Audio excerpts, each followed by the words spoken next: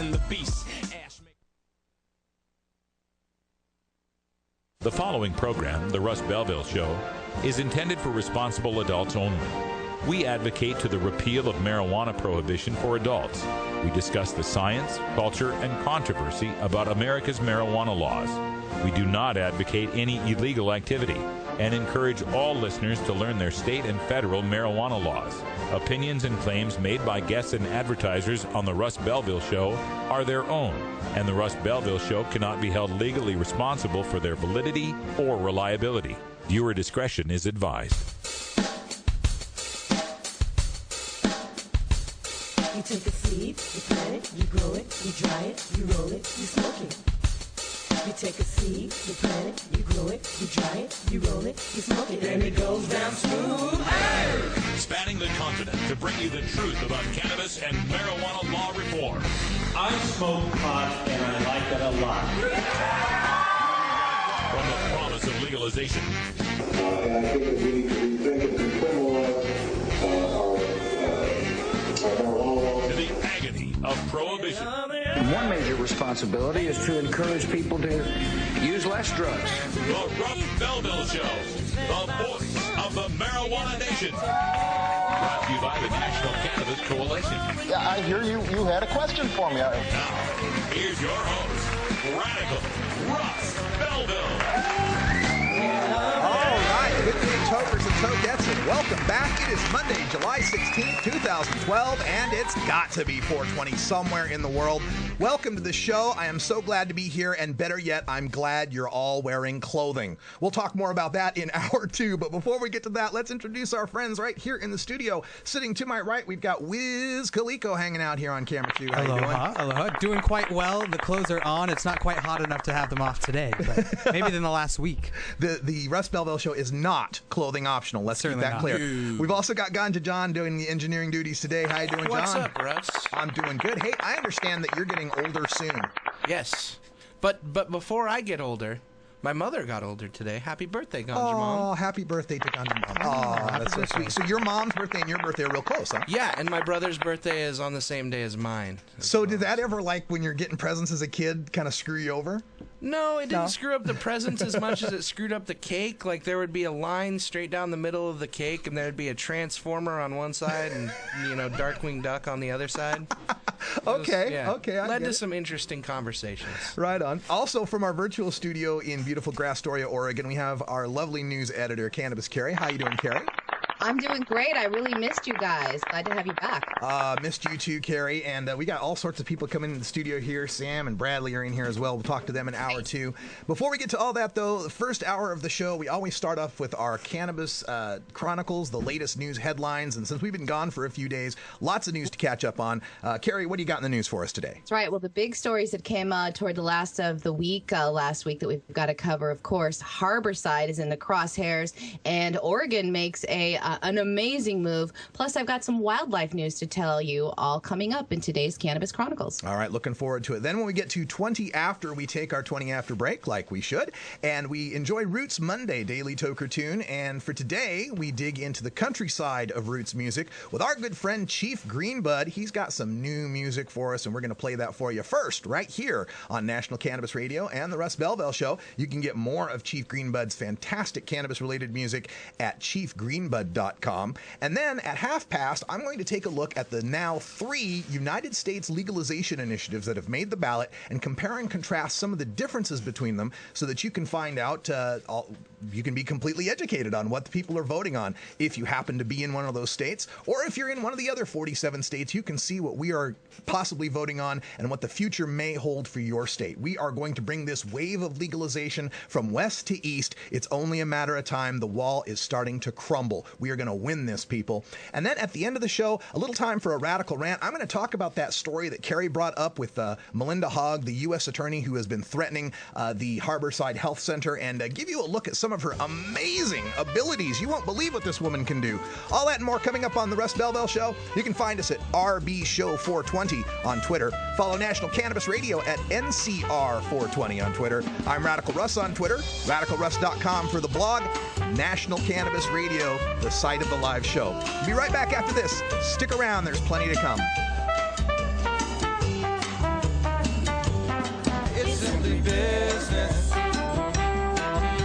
simply business. It's simply business, you know why they won't let us grow. It's simply business.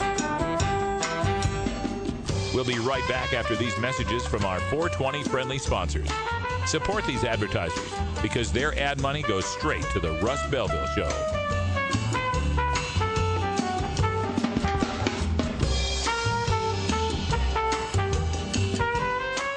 You're tuned into the Russ Belville Show, the voice of the marijuana nation. Brought to you by the National Cannabis Coalition. It's simply business. It's simply business. It's simply business, you know why they won't let us grow. It's simply business. It's simply business, you know why they won't let us grow. It's simply business.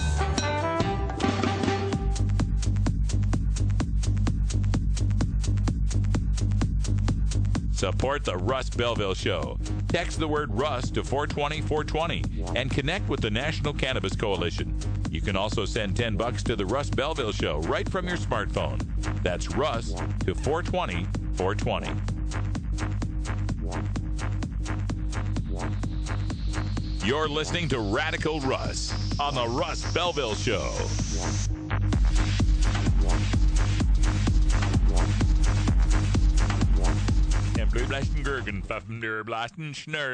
Marijuana is not going to re-legalize itself. You've got to do your part.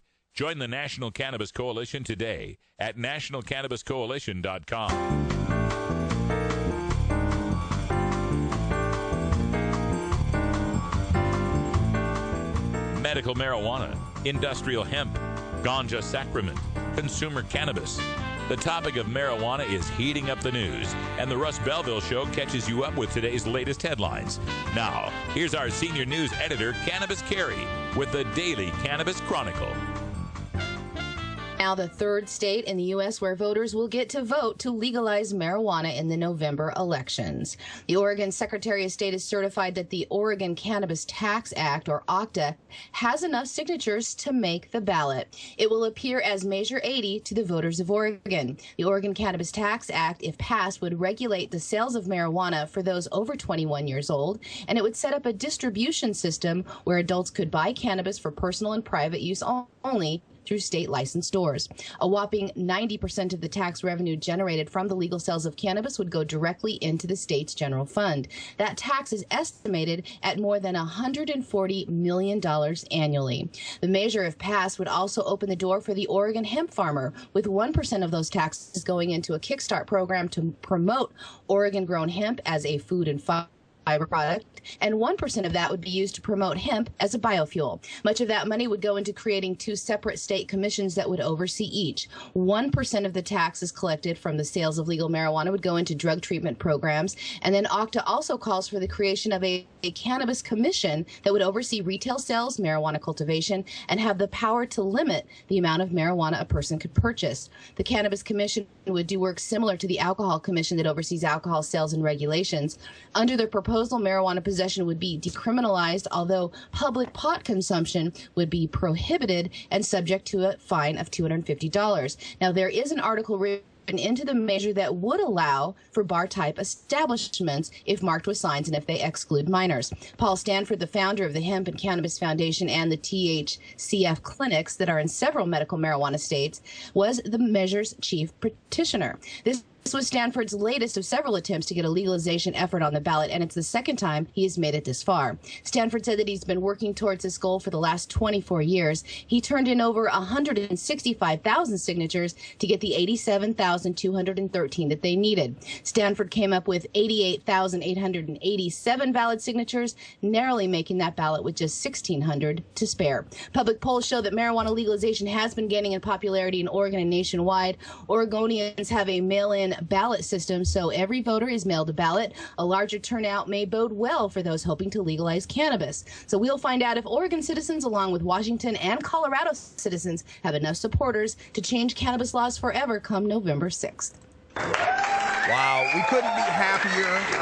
This is such fantastic news. You worked so long and hard. I've been I've been doing this in Oregon. I've been part of legalization activism in Oregon since 2005, and you just work and work and work for a day like this, and it's just so liberating to feel that we finally got the chance to put this before the voters. The hard work is yet to come. We've still got to get the voters to pass it, but clearing that first hurdle. And look, my hat's off, literally, to Paul Stanford for his work in this. Absolutely.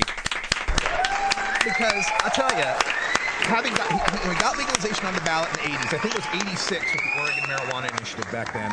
And to continue to work these long decades through thick and thin, through newspapers attacking him, calling him King Bong, to the IRS going after him, to all of the fractiousness that happens in our medical marijuana community at times.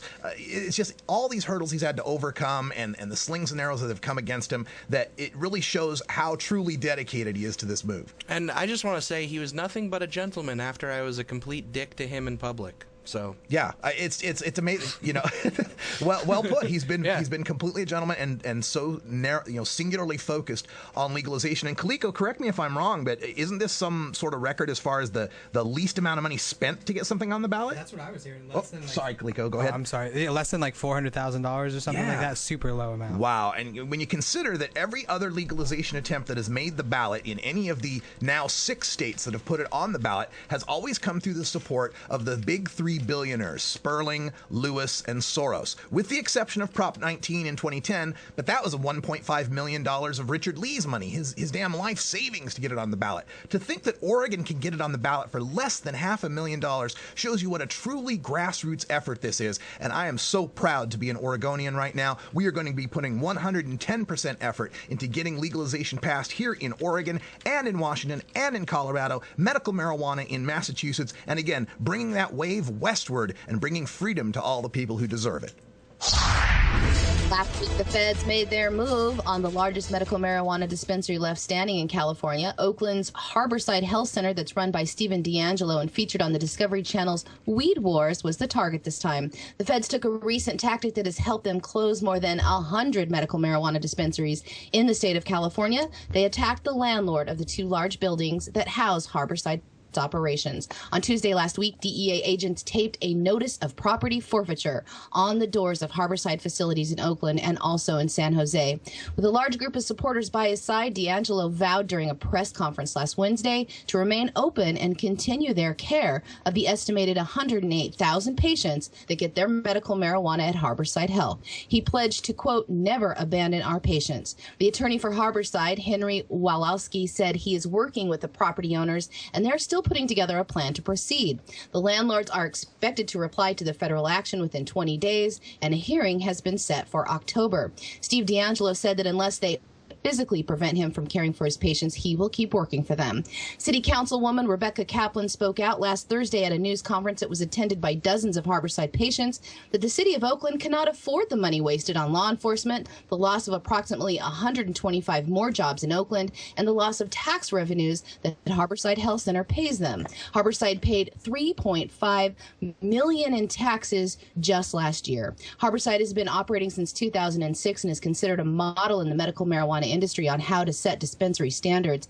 D'Angelo has been working with Oakland officials to make sure he complies with state and local laws. He said together they have crafted one of the safest and most strictly self-regulated models in the industry. Melinda Haag, the U.S. Attorney for Southern California, is leading this charge to seize the properties occupied by Harborside. She's alleging that they are violating federal laws by selling marijuana. She also says that going after the dispensary giant is justified since the sheer size of the marijuana superstore is increasing the likelihood that they are also violating state laws. Yeah. I've got plenty to say about that. I'm going to save it for the radical rant. But before we do, I did want to play this video, a little clip from the press conference that took place. What was it, Cleco? Friday that they had this press conference? I believe it was Friday. Okay, this is going to, it's going to break your heart, but it gets right to the point of the matter involved here. This is coming from a father that loves his son. I don't know how else to tell you this, but this is what saved my son's life. My son had a seizure every single day for the last 4.5 years of his life. The first time I ever gave him medical cannabis was the first time he ever went seizure-free in his life. Can you imagine your kids having seizures every single day, being in pain 12 to 14 hours a day, crying, screaming? My son's tried 12 different medications from around the world. 2 that weren't FDA approved, and they didn't work. They just caused more problems. My son's taken 25,000 pills and he's 5 years old. That's ridiculous. Seeing my son suffer like this, not get to enjoy life. I've been to birthday parties, seeing my son not have fun while other kids are having fun. I'm running to the ambulance or calling 911, seeing my son suffer. Well, things have changed since I started using medical cannabis. I got him down from 22 pills a day down to 4 right now. He's functioning better. I have documentation. I have video evidence of him changing as a human being. His eye contact's getting better. I get emails from his teachers telling me how good he's doing and what they're seeing the difference, comprehending. I wish my son could say I love you. That's my true goal. But right now I'm happy with him. When he looks in my eyes and I tell him, give me a kiss, he could give me a kiss now. Can you imagine your kid not giving you a kiss?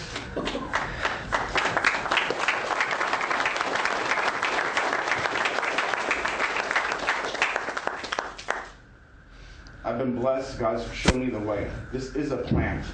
It even says in the Bible, and I am a Christian, Genesis 1:29 and 1:30, use my plant, use my seed. And it's been working fantastic for my son. It's changed his life. From being in an ambulance 45 times, he hasn't been in an ambulance since I started CBD. Last April and May, I was losing it myself. I didn't know how I could see my son suffer like that every day. Thank God. God gave me cannabis to help my son. Please, Miss Haag, have some compassion. Don't let me lose my son. Please, Obama, Mitt Romney, whoever you guys are out there, we need your help. I love my son. I love you. A sad consequence of illegal marijuana growing to report on today, the University of California veterinary scientists have discovered that it was rat poison that killed the dead fisher cats near Redwood National Park and Yosemite National Park. The small mammal that is part of the weasel and wolverine family, nearly became extinct in the 1930s, but efforts to reintroduce the species into the wild successfully brought them back from the brink, although they are currently a candidate for listing under the Federal Endangered Species Act. Researchers published their finding in the journal PLOS ONE. They believe that the illegal marijuana grows in the back forest are directly linked to the die-off from rat poisons that keep animals from eating the forest crops. The fisher deaths that they found occurred during April and May, coinciding with the marijuana planting season. The crops in the remote areas of our national forest use pesticides and poisons to protect their large outdoor grows. Fishers are eating animals that have ingested that rat poison, or they are attracted to it and eating it directly. Manufacturers flavor the poison with bacon, cheese, and peanut butter flavors to entice rodents to eat it. The poison causes a terrible and slow death in the mammals. It causes uncontrollable bleeding. Scientists were first perplexed about the die-off, finding urban-type poisons in mammals that live deep in the woods and far away from any agricultural or urban areas. They made that connection when law enforcement removed more than 2,000 marijuana plants in a fisher's habitat. Along with the dead fishers, the researchers found large amounts of the rat poison that they use along irrigation lines. The researchers say they will now try to examine if the toxins used at marijuana sites are impacting other forest carnivores through prey depletion, with the small animals at risk of poisoning. Yeah, you know who's not poisoning small mammals in our national forests? Hops farmers, vintners, and tobacco plantations. Thanks, Carrie, for the news. I do want to give an update on a few stories that slipped by while I was out. Just came in just today that it was really good to see, and that's our friend Sarah Frank from Moms for Marijuana. Got a shout out on the Today Moms segment. This is NBC's Today Show Moms segment. The article's entitled "Pot Smoking Moms Tired of Being Judged by Wine Drinkers." Also, Normal Women's Alliance's Diane Fornbacher is quoted in the piece as well. And it's just good to see more of these Moms for Marijuana types groups getting some attention here.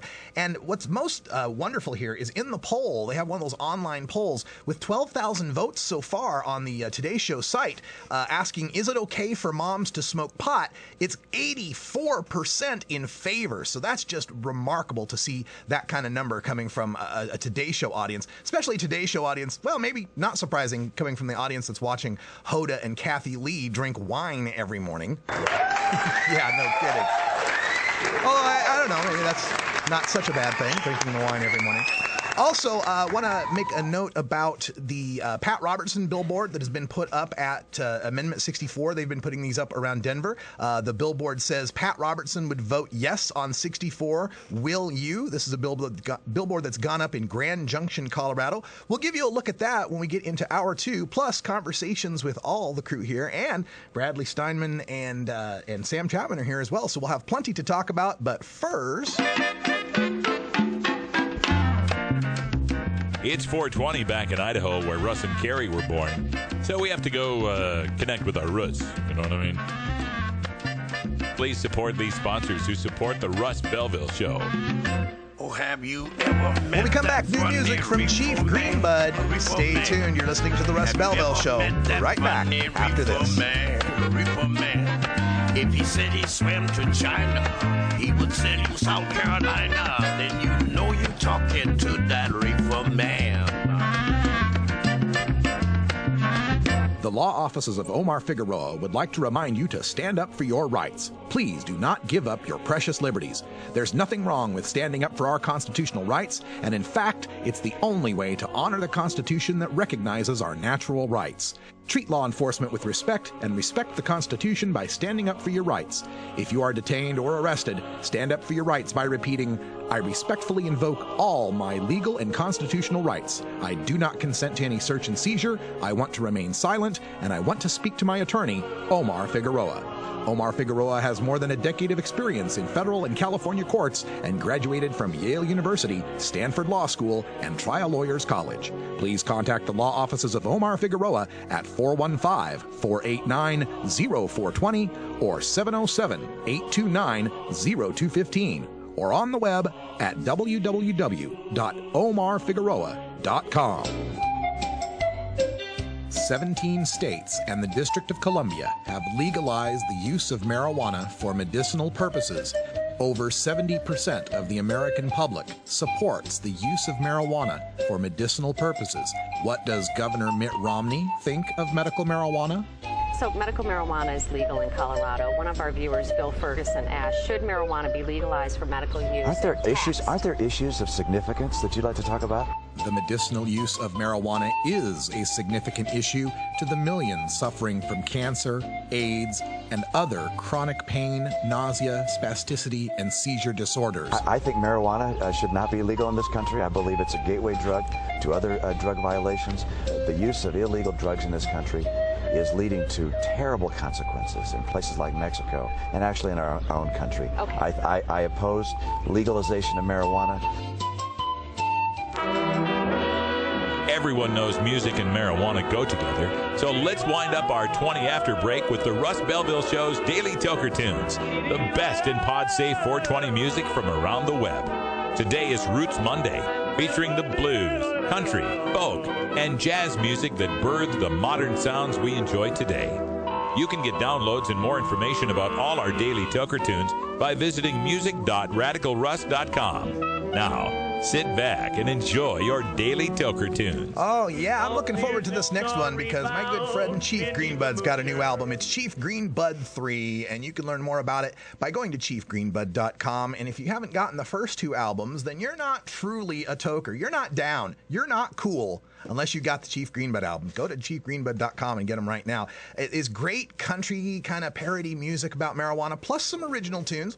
Chief's a fantastic songwriter and a really excellent country singer. If you like country music, you're going to like Chief Greenbud. And if you like marijuana and country music, you're going to love Chief Greenbud. He's a big favorite here on the network. So without further ado, let's just get to it. This is a tune that goes well for our campaign to legalize marijuana, to show that it is safer than alcohol and that isn't really a problem for legalization. It just reminds us that marijuana mellows you out. It's not that big a problem. And this is Chief Greenbud. As soon as I can get that to go there, Chief Greenbud. Okay, I'll have to find out why that's not playing. Sorry about this. We're doing it live. Something wrong with our audio links for a second here. And here we go. Come on, Chief Greenbud, play. I do not know why this will not play. So we are going to take a break and make that work. And when we come back, we'll have some Chief Greenbud for you. Dear Dad, how should I say this? You know how you enjoy a drink after work? Well, in many ways, I'm just like you. I have a good job, I work hard. But when I get home, I prefer to relax with marijuana instead of alcohol. They're a little similar, but marijuana is actually less damaging to my health. And frankly, I don't feel like crap the next day. I hope this makes sense. But if not, let's talk.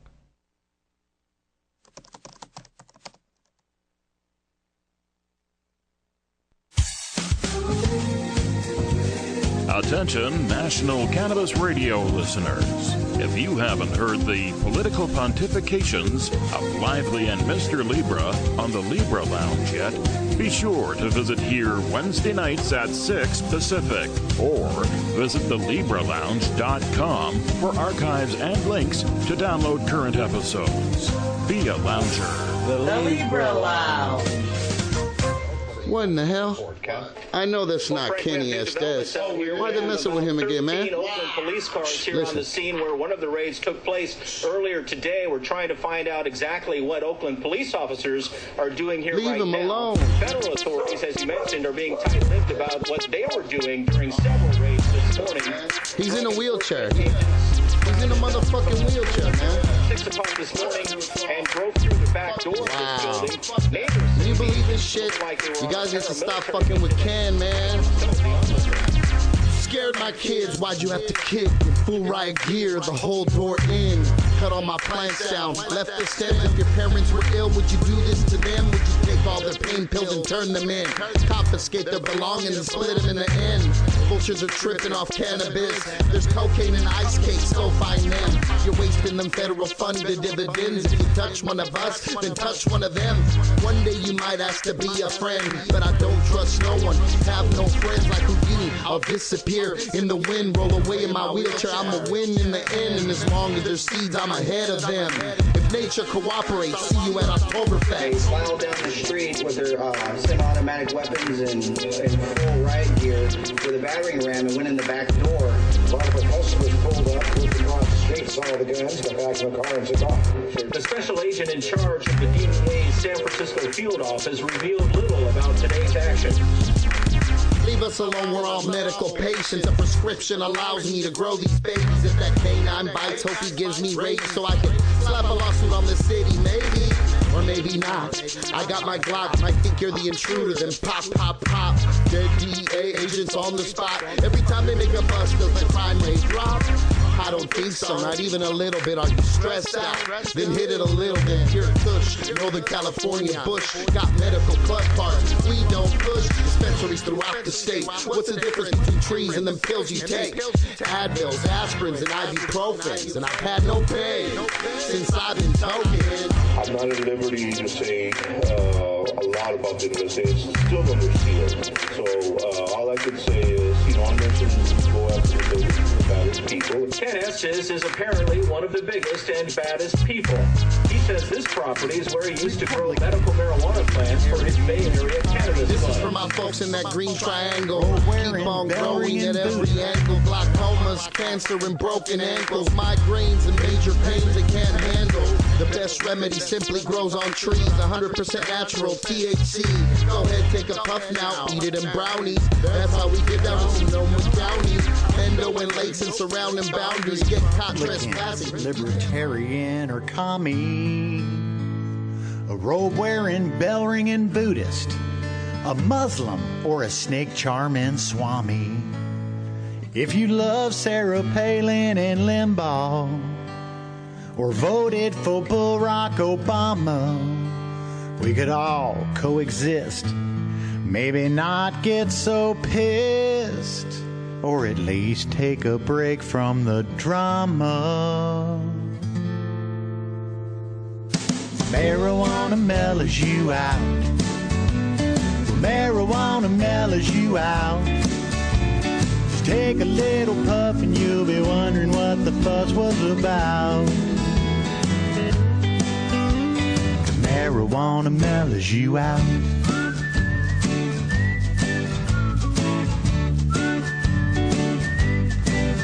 People don't get along, why does it have to come to fighting? Politics, religion, crits, everybody's lying. We're all together on this ball of dirt in outer space, and I'm just trying to make this world a little better place. So fire up a joint, maybe maybe you'll see the point. At least you'll have a smile on your face. Yeah, marijuana mellows you out. Marijuana mellows you out. Just take a little puff and you'll be wondering what the fuss was about. Marijuana mellows you out.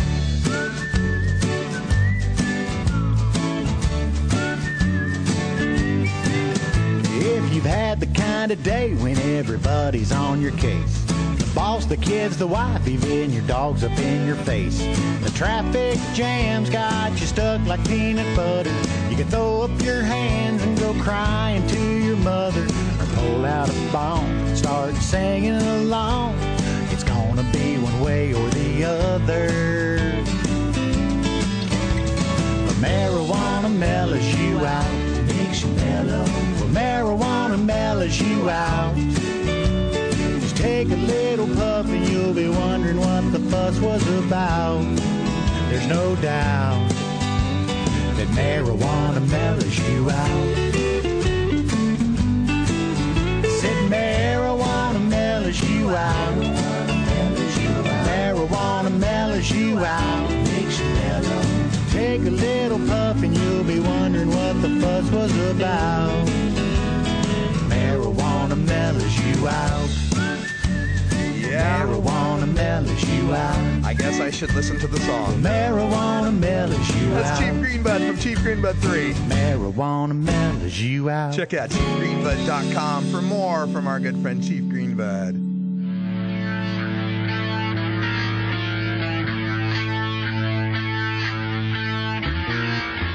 Marijuana re-legalization is not likely to happen first at the federal level. It's going to happen state by state. We turn now to our 50 state legislatures and assemblies for the Russ Belville Show's Legalization Legislation Update. All right, welcome back, folks. And like I promised earlier, I wanted to talk about, once again, the fantastic news that we here in the Beaver State of Oregon will be voting on marijuana legalization this November. Not just that, voting it by mail. So that's awesome. We can just mail it in, man. We're going to legalize marijuana. We'll just send it in by the mail. So I'm really looking forward to this, and that means that Oregon now joins Colorado and Washington as 3 states that are voting on marijuana legalization. This is the first time this has ever happened. There have only been 8, count them, 8 times since 1972 when the first California Prop 19 made the ballot. There's only been 8 times that marijuana legalization has been up before the voters in just 5 states. I believe it's Nevada, Alaska, Oregon, California, and Colorado. So Washington just kind of joined that crowd today. Again, which brings up why these people that are against I-502, it's like your first ever chance to vote on legalization. And anyway, we'll get back to that in just a little bit.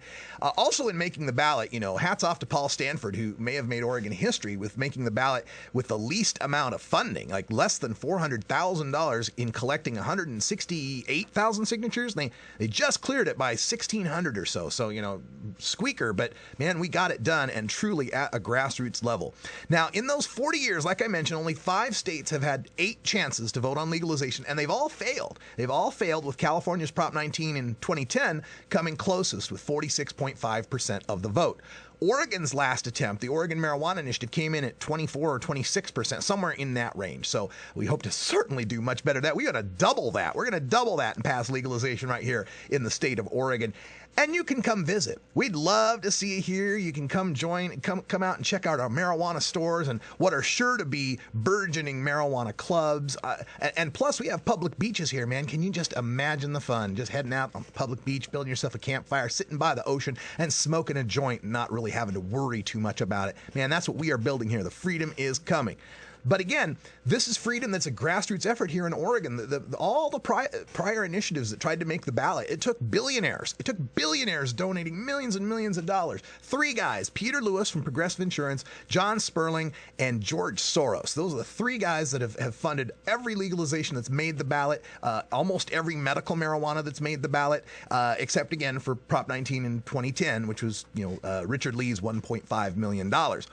Now, The Oregon legalization measure will allow all adults 21 and over to be able to have personal marijuana possession and cultivation without license or fee. If you're 21, you can have personal marijuana possession. You can cultivate your own personal plants.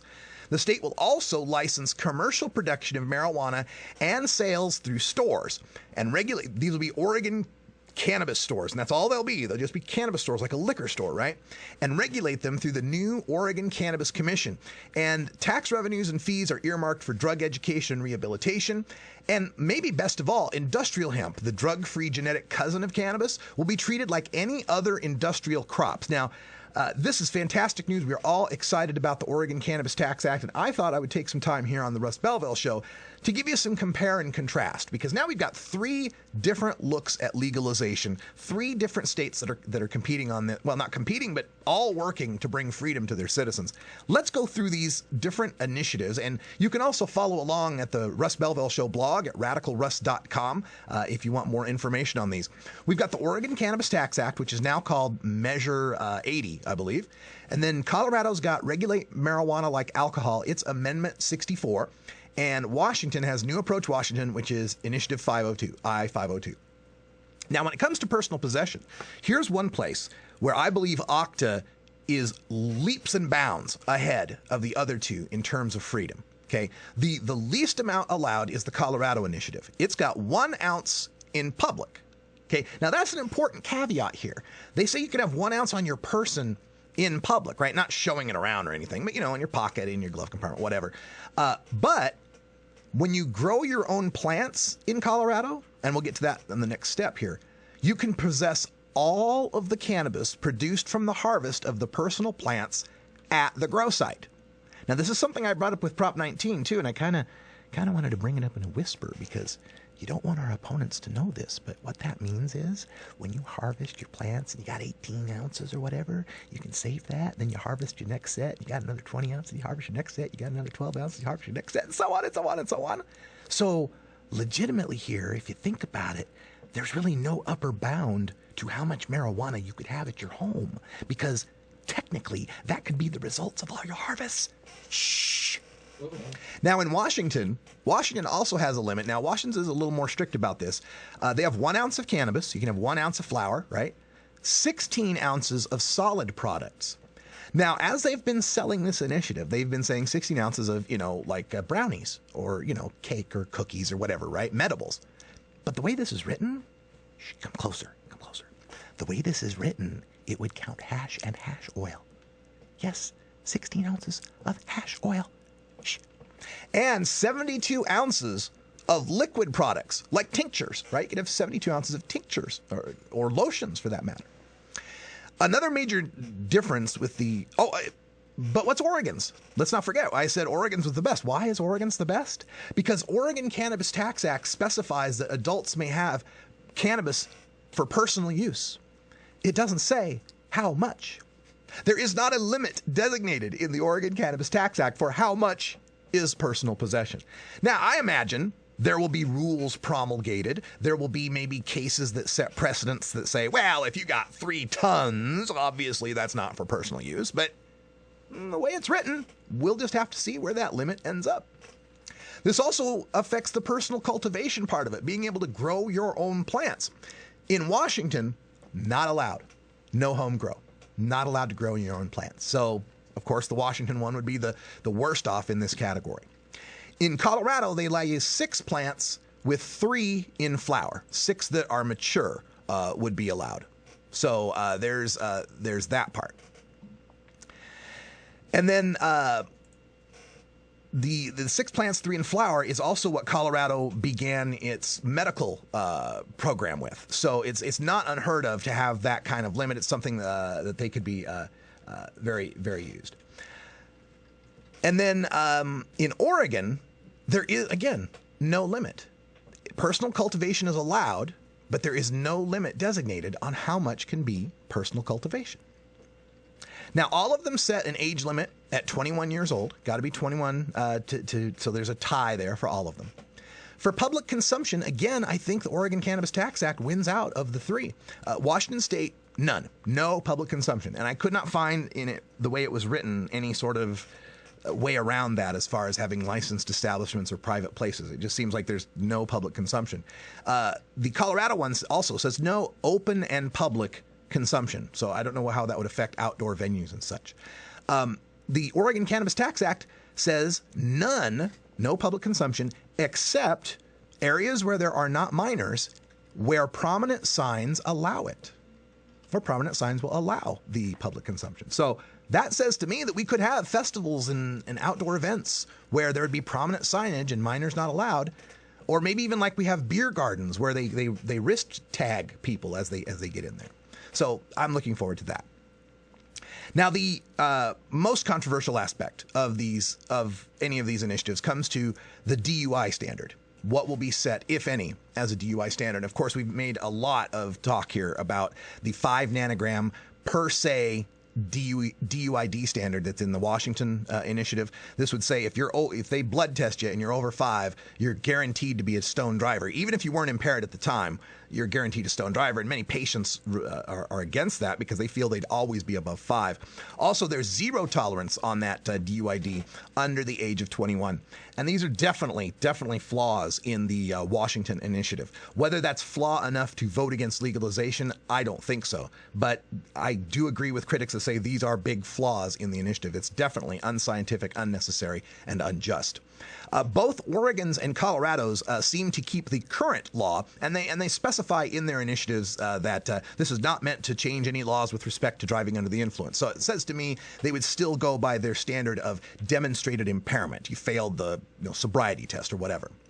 As far as a regulatory body, in Oregon, it's going to be a new Oregon Cannabis Commission, which initially be a appointed body of 7 members. But then in the future will be 5 members that are elected from registered growers and producers in the Oregon cannabis businesses, 5 from the cannabis business industry, and 2 appointed by the governor. So that's a very interesting regulatory body. The Colorado Department of Revenue would handle the Colorado legalization. And in Washington State, kind of interesting, they're turning it over to the Washington State Liquor Control Board, which has currently lost a lot of its impact in the state because of the recent initiative they had that ended the state-run liquor stores and allowed private liquor stores. It's changed what Liquor Control Board has done. I don't know if this is going to seriously increase the funding and the staffing for that Liquor Control Board. We'll have to see. The question of hash and hash oil often comes up in these legalization initiatives. And I am glad to say it seems to me in every respect, each of these initiatives protect hash concentrates and other sorts of oils. Oregon Cannabis Tax Act says cannabis means all parts, derivatives, or preparations of the cannabis plant.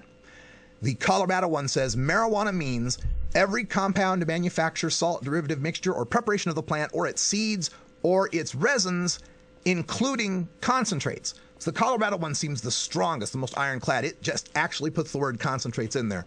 Washington says marijuana means every compound, manufacture, salt, derivative, mixture, or preparation of the plant, its seeds, or resin. So perhaps by including the word resin there also, Colorado and Washington may be a little stronger than Oregon's, but it seems clear to me that hash is okay under each one of these. Now, the question of industrial hemp is another one that comes up in the legalization. This is explicitly legalized in the Oregon Cannabis Tax Act. It's legalized as any crop is, with no licenses, fees, or regulations, and all seeds and starts are considered hemp. Even marijuana seeds and starts, until they, I guess get to flower, are considered hemp, which again opens up better protections for those that might have many plants and some of those plants just being seedlings. They define in the Colorado and the Washington marijuana is defined as anything greater, or actually Colorado hemp's defined as less than 0.3% THC, and the department shall set some hemp regulations. And in Washington's, they define marijuana as greater than 0.3% THC, which by implication says that anything less is hemp. As far as commercial cultivation, in the state of Oregon, it's kind of based on individuals. Individuals may cultivate for sale to the Oregon Cannabis Commission. So any grower could cultivate marijuana for sale and sell it to the state, of Oregon, the Cannabis Commission. In Colorado, they're going to have marijuana cultivation facilities. And Colorado, you have to understand, already has a medical marijuana law that's very, nuts and bolts as far as cultivation, product manufacturing, retail. So it's in a lot of ways, Colorado's kind of paralleling what they've done with medical already. In Washington, a marijuana producer's license will be available so that producers can sell cannabis only to licensed processors. So there's the difference between Oregon and the Colorado-Washington models is Oregon's are all individuals that are selling to the state, whereas the other two are entities that sell to other entities along the chain from cultivation to processing to retail. So there's the difference there. I would say Oregon's is more built for the individual to sell to the state. Again, commercial processing, individuals can process cannabis into hash oil, medibles, tinctures, salves, and so forth to the state of Oregon, whereas the other two, you're selling to other entities, manufacturing facilities or retail marijuana stores. As far as one interesting caveat on the Washington ones, the Washington retail stores will only be able to sell marijuana. And the way I read that, it reads pretty strictly. I don't know if they'll be able to sell, they wouldn't be able to sell like an ashtray to go with it, or a roach clip. I don't know. But it seemed more restrictive than the other two. Oregon's cannabis stores could be limited in the amount of cannabis you could buy and how often you could go buy cannabis. The OCC will have the power to regulate that. As far as the commercial zoning goes, the Washington one is pretty strict. They have to be farther than 1,000 feet from a school, playground, or any other location with minors. In the other two, in Oregon and Colorado, it's set by the department. The department can set regulations, which will probably have those 1,000 feet type of rules. In the Oregon Cannabis Tax Act, there's no specific taxes specified, but the Oregon Cannabis Commission is directed to set taxes and rates so as to discourage black market diversion and so forth. So it has yet to be seen what the taxes will be. In Colorado, it's a 15% excise tax at the wholesale level. At the Washington one is the most severe tax, 25% tax at each stage of the level, from producer to processor to retailer to customer. So it'll be interesting to see how that affects the prices in Washington as compared to Oregon. As far as how these deal with medical marijuana, Oregon Cannabis Tax Act is great in that it allows the OCC stores, the state stores, to sell cannabis at cost to qualifying patients. So it helps patients by passing OCTA. They will get at-cost medicine. The Colorado one specifically specifies that it does not apply to medical marijuana. It will stay in its own current regulatory structure. And in Washington, the passage of I-502 would be such a boon to patients because it would improve their Medical Marijuana Act. Right now in Washington, there is no registry and there is no protection from arrest. Right? There's just an affirmative defense. So patients can still be arrested and have to go through the trouble and trials of being arrested and having to go to get booked and bailed out and go to court and get a defense attorney and spend all that money. If I-502 passes, they will be protected from arrest for any amount less than an ounce or 16 ounces of medibles or 72 ounces of tinctures. So at least now patients will finally be protected from arrest in Washington state. As far as restrictions, of course, sales to minors or unlicensed sale is illegal in all 3 states.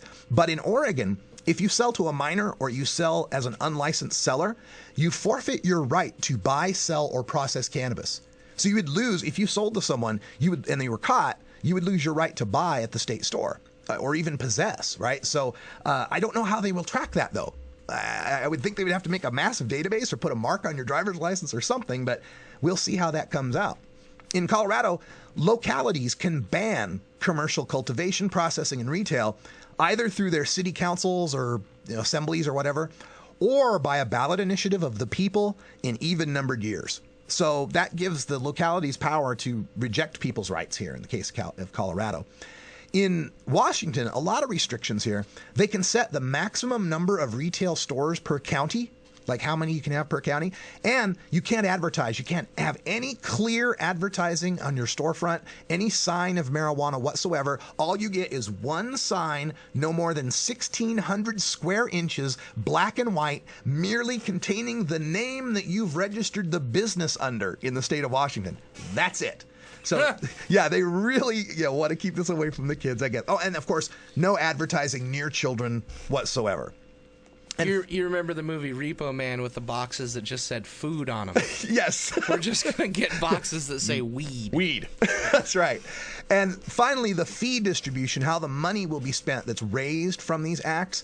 In the case of Oregon Cannabis Tax Act, after paying for the costs of the Cannabis Commission and specifically earmarking that the Attorney General has to defend this act and earmarks money for him to be able to afford to do so, he or she, excuse me, it's a she now, 90% of the rest of the money goes to the general fund, 7% to drug abuse treatment, 1% for hemp promotion, 1% for hemp biodiesel, and 1% to school drug education.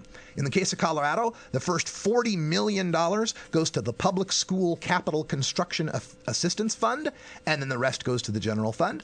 In the case of Washington, it goes to a dedicated marijuana fund run by the State Liquor Control Board, $125,000 to the Healthy Use Survey, $50,000 to Social and Health Reports, $5,000 to UW for web-based marijuana education, $1.5 million to the State Liquor Control Board. Worked out pretty good for them. And then for the remainder, 15% to drug treatment, 10% to drug education, 1% to the state universities to research marijuana, 50% to the Washington Health Plan, 5% to community health care, and 0.03% to the Building Bridges program, and everything else that's left over goes to the general fund. That's the complete rundown that I have for the 3 different initiatives that are competing actually working to win your vote in the different states this year for marijuana legalization. You can get this whole printout by going to the Radical Russ blog at radicalruss.com. Look for Oregon Cannabis Tax Act qualifies for November ballot. When we come back, a couple words about Melinda Haag and Harborside Health Center. You're listening to The Russ Belville Show.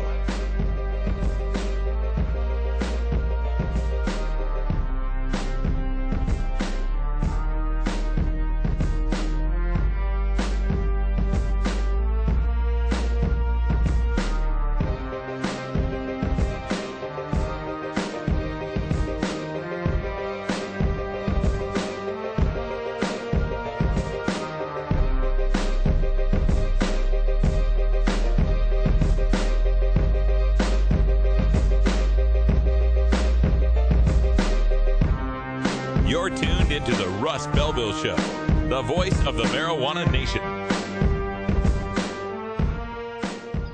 Who would you rather your kids talk to about drugs? You? Or some guy? When your kids find out you've been lying to them about marijuana, who will they trust? Let's have a rational discussion about drug reform. Let's tax and regulate marijuana, restrict youth access, and create safer communities.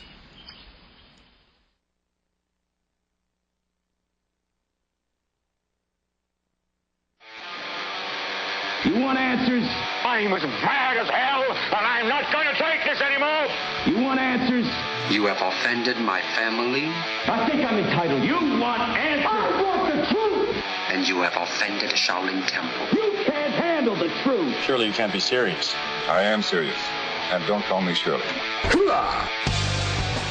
Radical Rant. All right, I got to talk to you about U.S. Attorney Melinda Haag. And let me preface this. Imagine a world without murder. 6 years ago, the homicide rates had reached epidemic proportions. It seemed that only a miracle could stop the bloodshed. But instead of one miracle, we were given 3, the Precognitives.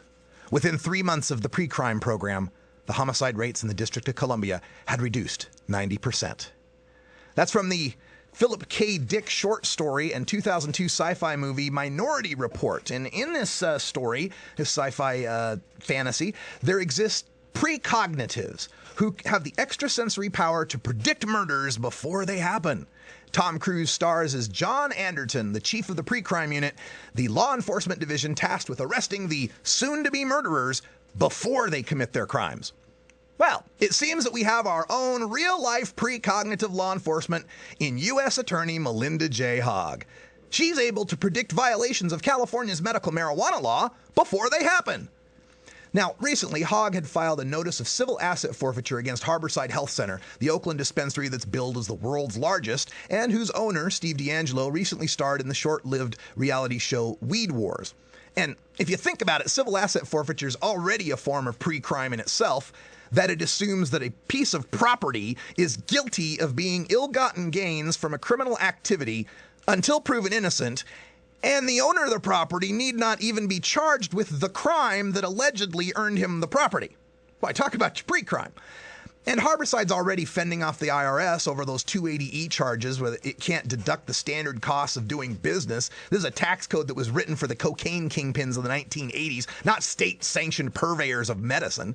So in explaining why Haag now is going after Harborside Health Center, this new front in the federal battle to trample California state rights, she revealed her precognitive abilities. This is from Melinda Haag. I now find the need to consider actions regarding marijuana superstores, such as Harborside. The larger the operation, the greater the likelihood that there will be abuse of the state's medical marijuana laws and marijuana in the hands of individuals who do not have a demonstrated medical need. Well, you know what? I'm actually kind of excited about this new precedent. I eagerly await the U.S. Department of Justice activities against super banks like Bank of America, super energy like British Petroleum, and supermarkets like Walmart. I mean, these operations are so large that the likelihood must be approaching 100% that they've abused financial and environmental and trade laws and probably put corrupt power in the hands of CEOs who do not have a demonstrated shred of ethics. And thank you, Sanho Tree, for that idea there. Snark aside, Haag's hypothesis is completely backwards. The large operations like Harborside and Berkeley Patients Groups are the ones that are least likely to be violating California law and putting marijuana in the hands of those without recommendations. They're the ones that have the security cameras and the standard operating procedures and the strict inspection of medicine and the reputable American suppliers. They're the ones working openly with their state and local authorities, and obviously here face the greatest federal scrutiny.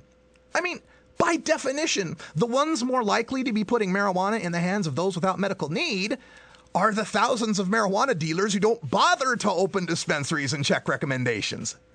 Now, if that doesn't convince you of Melinda Haag's pre-crime, precognitive abilities, check out this quote from her interview with KQED back in March. This is when she was defending shutting down the Berkeley Patients Group. She said this, quote, "Marijuana dispensaries are full of cash, and they're full of marijuana, and everybody knows that. And many of them are very public about their operations. Any given dispensary may not have been robbed to date, but they very well could be robbed in the near future, and there very well could be violence associated with that."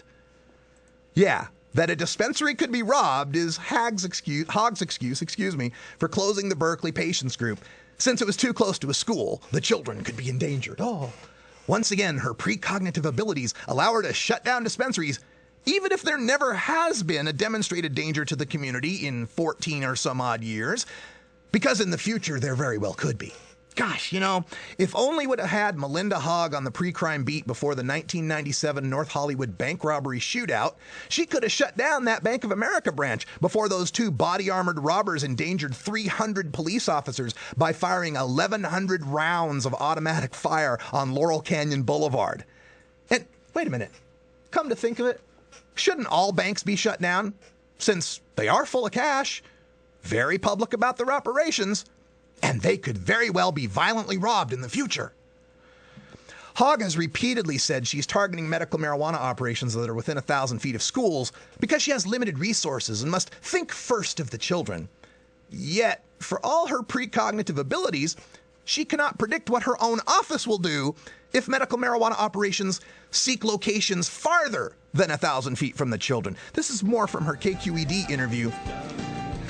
She says, "I cannot promise that we will not bring actions against dispensaries that are not close to schools and parks and playgrounds, but for some other reason we felt it was appropriate to expand our look. So I don't want to send the message to people that if you're more than 1,000 feet from a school, you'll be not targeted. I don't want to send the message that you will never be criminally prosecuted. I don't know that." So to recap, if you're a big dispensary, Melinda Haag can predict California's medical marijuana law will be broken and you'll be shut down. If you're a dispensary near a school, Melinda Haag can predict you will be violently robbed and she will shut you down. But if you're any other sort of dispensary, Melinda Haag can't predict that you won't be shut down. Hey, final thought. Is Melinda Haag the only United States federal official who has the jurisdiction and standing to interpret and evaluate state laws? Because I kind of thought that was a state attorney general and Supreme Court thing.